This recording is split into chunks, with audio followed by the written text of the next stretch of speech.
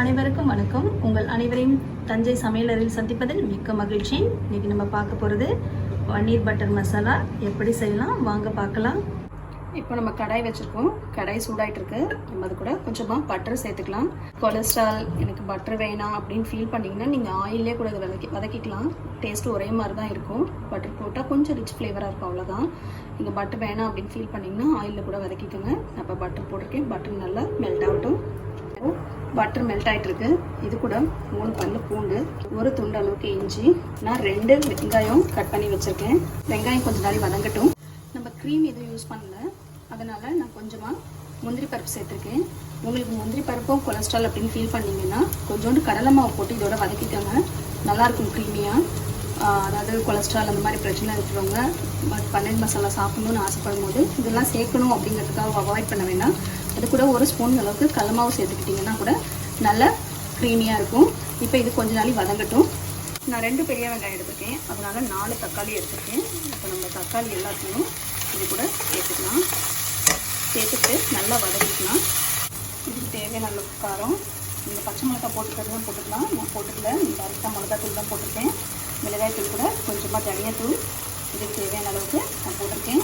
கரம் மசாலா நம்ம ஆட் பண்ணுவோம், அதனால் அதுக்கு தகுந்த மாதிரி காரம் அட்ஜஸ்ட் பண்ணி போட்டுக்கோங்க. ஸோ இது நல்லா வதங்கட்டும்.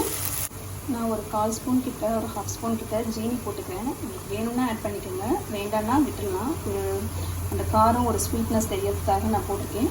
நீங்கள் வேண்டாம்னா விட்டுடலாம், ஒன்றும் பிரச்சனை கிடையாது. இதை நம்ம நல்லா ஆற வச்சு மிக்சியில் அரைச்சிட்டு எடுத்துகிட்டு வந்துடலாம். நம்ம இப்போ மறுபடியும் கடாய் காஞ்சிருச்சு. அதில் கொஞ்சமாக பட்டர் சேர்த்துக்கலாம். பட்டர் கொஞ்சம் உருகட்டும். நம்ம இது கூட ஒரு பிரிஞ்சி இலை, ஒரு பட்டை, 2 லவங்கம், 3 போட்டிருக்கோம். பாருங்கள், நல்ல பேஸ்ட்டாக நான் அரைச்சிட்டு வந்துட்டேன். இதை இது கூட சேர்த்துக்கலாம். நம்ம கொஞ்சமாக கரம் மசாலா பவுடர் சேர்த்துருக்கோம், கொஞ்சமாக சீரகத்தூள். இப்போது நம்ம இந்த டிஷ்ஷுக்கு தேவையான அளவுக்கு உப்பு சேர்த்துக்கிறோம். நான் இது வரைக்கும் உப்பு போடலைங்க, நீங்கள் அது மாதிரி பார்த்து உப்பு சேர்த்துக்கோங்க. இப்போ இதை ஒரு மூடி வச்சு நல்லா கொதிக்க வச்சிடலாம். நல்லா கொதி வரட்டும். அதுக்கப்புறம் நம்ம பன்னீர் ஆட் பண்ணலாம். நான் வார்ம் வாட்டரில் பன்னீரை போட்டிருக்கேன். ரொம்ப கொதிக்கிற தண்ணியிலலாம் இல்லைங்க, வார்ம் வாட்டரில் தான் போட்டிருக்கேன். ஏன்னா அப்போ தான் இந்த மாதிரி பன்னீர் சாஃப்டாக இருக்கும்.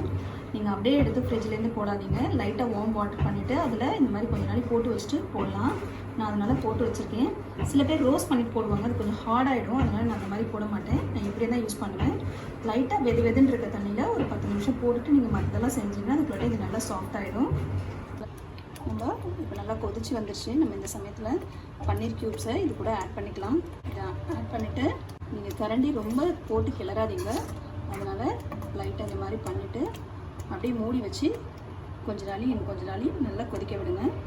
பாருங்கள், அவ்வளோதாங்க, நம்மளோட butter paneer masala almost ready ஆகிடுச்சு. இந்த சமயத்தில் லாஸ்ட்டாக கஸ்தூரி மேத்திங்க இப்படி கையில் வச்சுட்டு நல்லா கசக்கிக்கோங்க. நல்லா கசக்கிட்டு அப்போ அந்த ஃப்ளேவர் நல்லா இறங்கும். அதனால் கசக்கிட்டு இந்த மாதிரி தூவிடுங்க. இது கூட கொஞ்சமாக நம்ம கொத்தமல்லி தூவிடலாம். இப்போ நம்மளோட பன்னீர் பட்டர் மசாலா சூப்பராக ரெடி ஆகிடுச்சுங்க. சப்பாத்தி, பூரி, நான் இது கூட வேணாலும் நம்ம சாப்பிட்லாம். வெஜிடபிள் ரைஸ் கூட நம்ம இது சைட் டிஷ்ஷாக பண்ணிட்டு சாப்பிட்லாம். சூப்பராக இருக்கும். நீங்கள் ட்ரை பண்ணி பார்த்துட்டு உங்கள் கருத்துக்களை கமெண்ட் செக்ஷனில் பதிவு பண்ணுங்கள். இந்த ரெசிபி உங்கள் எல்லாருக்கும் பிடிச்சிருக்கும்னு நினைக்கிறேன்.